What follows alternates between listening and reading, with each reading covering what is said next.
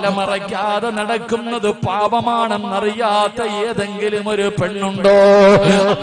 തലയുടെ ഒരു രോമം പോലും വെളിയിൽ കാണിക്കരുതെന്ന് നിന്റെ മതം പഠിപ്പിക്കുന്നല്ലോ. നീ പഠിച്ചിട്ടില്ലേ? അല്ലാഹുവിന്റെ റസൂൽ എവിടെന്ന് പറയുകയാ, നാളെ പടച്ച റബ്ബിന്റെ പരലോകത്ത് അല്ലാഹു ഒരു പെണ്ണിന്റെ തലയിലേക്ക് തീയുടെ ഒരു തൊപ്പി അല്ലാഹു ധരിപ്പിക്കുകയാണ്. ആ തൊപ്പി അങ്ങ് തലയിൽ വെക്കുമ്പോ സർവ്വതും മുലിച്ചിറങ്ങുകയാണ്. ആ പെണ്ണ് എന്തു പാപമാ ചെയ്തത്?